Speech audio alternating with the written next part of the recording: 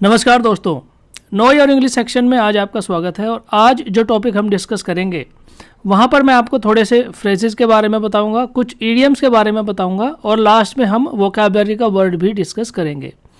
देखिए, जब आपकी लैंग्वेज इस तरह की होती है ना कि वो दूसरों को प्रभावित कर सके और जब आप बोलते हैं तो दूसरों के ऊपर ऐसा इंप्रेशन पड़े कि आप उन लोगों से अलग हैं या बाकी लोगों से अलग हैं। और ये कैसे पॉसिबल हो सकता है? ये पॉसिबल हो सकता है जब आप अपने साथ अपनी लैंग्वेज के अंदर बहुत सारे इडियम्स और बहुत सारे फ्रेज और बहुत सारे वोकैबुलरी के वर्ड्स, अच्छे अच्छे वर्ड्स आप यूज़ करते हैं। ये तभी पॉसिबल हो सकता है, अदरवाइज़ ये पॉसिबल नहीं हो पाएगा, क्योंकि सिंपल लैंग्वेज में तो आप हमेशा बात करते ही हैं। आपने देखा होगा जितने भी बड़े बड़े जो ऑरेटर्स हैं, बड़े बड़े जो वक्ता हैं, स्पीचर्स जो स्पीच करने वाले हैं, जो मोटिवेटर्स हैं, ठीक है, इन्फ्लुएंसर्स हैं, वो हमेशा ही कुछ ना कुछ अलग वर्ड्स का इस्तेमाल करते हैं। उनकी इंग्लिश कैसे अच्छी होती है, ठीक है, जो नॉर्मल इंग्लिश है वो तो लगभग सभी लोग बोल सकते हैं, बट वर्ड्स का यूज़ करना, डिफरेंट टाइप के वर्ड्स का यूज़ करना, ईडियम्स का यूज़ करना, ठीक है, और फ्रेज़ का यूज़ करना, जब कोई इस तरह से आपके सामने बात करता है तो आप उससे प्रभावित जरूर होते हैं। तो चलिए स्टार्ट करते हैं। आज का हमारा जो पहला फ्रेज है या वर्ड है, सॉरी इडियम है, वो क्या है? To have egg on one's face. ठीक है, to have egg on one's face, या फिर आप इसको ये भी कह लीजिए egg on your face, egg on your face या एग ऑन माई फेस, आप इसको इस तरह से भी कह सकते हैं। देखिए, जब आप ऐसी सिचुएशन में होते हैं कि आपने कोई चीज़ को कमिट किया, आपने किसी चीज़ को कमिट किया, आप कहते घूम रहे हैं कि मेरे तो 99% मार्क्स आएंगे, ठीक है, और आपने इस बात का ढिंढोरा इतना ज़्यादा पीट दिया, इस बात को इतना ज़्यादा प्रचारित कर दिया कि लास्ट में आपको क्या हुआ? आपको इंसल्ट फील करनी पड़ी, क्योंकि आप तो फेल ही हो गए। अगर इस तरह की सिचुएशन क्रिएट होती है ना, तब जो आपका फ्रेंड है वो क्या बोलेगा? I am looking egg on your face, I am looking egg on your face, और you are like egg on your face. तो इसका क्या मतलब हुआ? इसका मतलब ये हुआ कि जब इस तरह की सिचुएशन क्रिएट हो जाती है तब आप क्या करते हैं? एम्बेरेस्ड फील करते हैं, आप थोड़ा सा फुलिश फील करते हैं। उस सिचुएशन को हम कहते हैं एग ऑन योर फेस। तो ये ईडियम है एग ऑन योर फेस या एग ऑन माई फेस, ठीक है, एग ऑन वंस फेस। ठीक है, तो ये जो सिचुएशन है ना, जिसमें आपको थोड़ा सा एम्बेरसमेंट फील करना पड़ता है, थोड़ा सा आपको इंसल्ट फील करना पड़ता है, क्योंकि आपने उस बात को इतना ज़्यादा बढ़ा चढ़ाकर बोल दिया है कि वो पूरा यानी उस लेवल तक पहुंच ही नहीं रही है। Now he has egg on his face. क्यों? क्योंकि उसने उस चीज़ को इतना ज़्यादा बढ़ा चढ़ाकर बोल दिया है। जैसे आप ये कह रहे हैं कि हम तो जो मैच है ना, हम तो मैच 1 ओवर में ही जीत जाएंगे, ठीक है, 1 ओवर में ही जीत जाएंगे, लेकिन आप वो मैच हार जाते हैं, ठीक है, इतना ज़्यादा खराब परफॉर्मेंस होता है आपका कि आप मैच जीत ही नहीं पाते, हार जाते हैं। तो वो जो बोम्बास्टिक एडवांसमेंट है ना आपका, वो जो बोम्बास्टिक स्पीच है आपकी, बड़ा चढ़ाकर चीज़ों को बोलना, बट लास्ट में क्या हो जाता है? आप लूज़ कर जाते हैं। तो आपको किस प्रकार से फील होगा? आपको एम्बेरसमेंट फील होगा, आप फुलिश लगेंगे, ठीक है। तो उस ही सिचुएशन को हम क्या कहते हैं? Egg on your face. तो उम्मीद है ये जो इडियम है आपको समझ में आ गया होगा। चलते हैं अगले टॉपिक की तरफ। नेक्स्ट हमारा टॉपिक है, देखिए क्या नेक्स्ट हमारा टॉपिक है, do not look a gift horse in the mouth.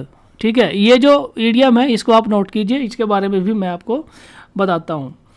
इसका मतलब देखिए क्या होता है? इसका मतलब होता है कि ये जो इडियम है ना, इडियोमेटिक एक्सप्रेशन मैं आपको बताता हूँ क्या होता है। इडियोमेटिक एक्सप्रेशन होता है कि जब ऐसे वर्ड्स जिनका मतलब आप सीधे पढ़कर नहीं समझ सकते, उनका मतलब आपको उसकी गहराई में जाना पड़ेगा, ठीक है। जैसे यहाँ पर एक इडियम क्या दिया है, do not look a gift horse in the mouth. इसका मतलब यह होता है कि सपोज आप ये सपोज कीजिए कि आपका बर्थडे है, ठीक है, आपका बर्थडे है और बर्थडे कोई आपके लिए गिफ्ट लेके आता है, ठीक है। तो आप क्या है, जब उसको गिफ्ट को खोलते हैं तो आपको क्या लगता है? About a gift that you have received, here are a few example. जैसे my friend Mohan complain about the second hand cycle, यानी वो जो गिफ्ट आपको मिला है ना, वो गिफ्ट जो दूसरा आदमी जो गिफ्ट लेके आया है आपके लिए, वो तो अपनी तरफ से बेस्ट पॉसिबल जो भी हो सकता था वो लेकर आया है, लेकिन जैसे आप गिफ्ट खोलते हैं आप कंप्लेन करते हैं कि यार ये कैसा गिफ्ट लेके आ गया, सेकंड हैंड गिफ्ट है, ख़राब है, अच्छा नहीं है, सस्ता है। When you are complaining about the gift like that, तो आप क्या कर रहे हैं, आप कर रहे हैं कि आप ये कर रहे हैं gift horse in the mouth. You are doing gift horse in the mouth, कि आप उस गिफ्ट ये जो आपको मिला है उसकी आप बेइज्जती कर रहे हैं या उस बंदे की आप बेइज्जती कर रहे हैं, ठीक है। तो इसको हम कहेंगे कि gift horse in the mouth. It means, अगर आप मोटे तौर पर कहें कि एक कंप्लेनिंग एटीट्यूड अगर आपका है किसी चीज़ को लेकर, यानी कोई चीज़ आपको अच्छी मिल रही है बट आप उसमें कमियां निकाल देते हैं, ठीक है, तो उसको हम कहते हैं gift horse in the mouth. तो ये था सेकंड ईडियम जो मैंने आपको बताया। नेक्स्ट आगे चलते हैं। अगला हमारा जो वर्ड है वो है ट्रोजन हॉर्स। देखिए ट्रोजन हॉर्स के बारे में तो आपने पढ़ा ही होगा। ट्रोजन हॉर्स का मतलब वैसे तो क्या होता है, चीटिंग करना, किसी के घर में धोखे से घुस जाना और उनके साथ में धोखा करना। बट ट्रोजन की अगर आप बात करें तो ट्रोजन का मतलब होता है he work like a Trojan and not Trojan horse. ठीक है, दोनों में बहुत बड़ा डिफरेंस है। There is a big difference in meaning between the two words. कौन कौन से? Trojan and Trojan horse. देखिए ट्रोजन का मीनिंग क्या होता है, हार्ड वर्किंग। ट्रोजन का मीनिंग होता है hard working, one who work hard to achieve his goal, to achieve his target, उसको हम कहते हैं ट्रोजन, जिसने बहुत ज़्यादा मेहनत करी है या जब बहुत ज़्यादा मेहनत करता है। लेकिन ट्रोजन हॉर्स का मतलब होता है कि जब आप धोखे से किसी के घर में घुस जाते हैं, किसी की कंपनी में घुस जाते हैं, किसी के अंदर घुस जाते हैं, किसी के थॉट प्रोसेस के अंदर घुस जाते हैं और वहाँ उसको नुकसान पहुँचाने की कोशिश करते हैं, उसको कहते हैं ट्रोजन हॉर्स। ठीक है, when you deceive on someone, when you cheat on someone, ठीक है, धोखे से उसका विश्वास जीत के आप उसके साथ धोखा करते हैं, तो उसको कहते हैं ट्रोजन हॉर्स। तो यहाँ पे दोनों में डिफरेंस है, ट्रोजन एंड ट्रोजन हॉर्स में। ठीक है, एक वर्ड है ट्रोजन और दूसरा वर्ड है ट्रोजन हॉर्स। ठीक है, तो ट्रोजन हॉर्स होता है चीट करना धोखे से, और ट्रोजन का मतलब होता है हार्ड वर्क करना अपने गोल को अचीव करने के लिए। तो ये था हमारा तीसरा इडियम। नेक्स्ट आगे चलते हैं। आज का हमारा जो वर्ड है, वर्ड ऑफ द डे, वो है क्या? फिलीबस्टर। फिलीबस्टर का मतलब देखिए यहाँ पर क्या लिखा हुआ है, a legislator who gives long speeches in an effort to delay और obstruct legislation that they oppose a tactic for delaying or obstructing legislation by making long speeches। ठीक है, मैं सिंपल करके इसको आपको बताता हूँ कि सपोज पार्लियामेंट के अंदर, ठीक है, पार्लियामेंट के अंदर अगर आपको, ठीक है, कोई पार्टी है ए और एक पार्टी है बी। ए पार्टी ने कोई बिल इंट्रोड्यूस किया, ठीक है, और बी पार्टी उसको पसंद नहीं करती है, तो जो बी पार्टी वाले हैं वो क्या करेंगे, बीच बीच में उठ के ऑब्स्ट्रक्ट करेंगे ए को जो बिल पास कराना चाह रहा है, और बी जो पार्टी है उसके लोग क्या करेंगे, बीच बीच में इनको परेशान करेंगे, तंग करेंगे, ऑब्स्ट्रक्ट करेंगे, बीच बीच में टेक लगाएंगे, रोक लगाएंगे। ठीक है, तो इसी को कहते हैं फिलीबस्टर। इसी को क्या कहते हैं? फिलीबस्टर। ठीक है, या फिर आप वहाँ पे देख लीजिए, अब आप अपनी टीम के अंदर देख लीजिए, अपने दोस्तों के बीच में देख लीजिए, आप कोई बात बोलना चाह रहे हैं, दूसरा बंदा आपकी बात को ऑब्स्ट्रक्ट कर रहा है, रोक रहा है, बोलने नहीं दे रहा है, तो आप उसको कह सकते हैं यू आर फिलीबस्टर। ठीक है, यू आर फिलीबस्टर।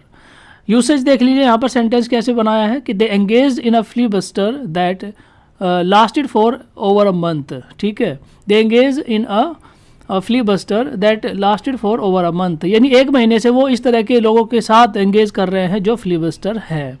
फिलीबस्टर मतलब जो आपको वो काम करने से रोकता है जो आप काम करना चाह रहे हैं, दैट इज़ कॉल्ड फिलीबस्टर। तो दोस्तों ये थी आज की हमारी एक्सरसाइज द हिंदू में नो योर इंग्लिश। मुझे उम्मीद है कि आप इसी प्रकार से अपनी इंग्लिश को अच्छे से इम्प्रूव करते रहेंगे। आज के टॉपिक में तो इतना ही है। Thank you very much. Thank you.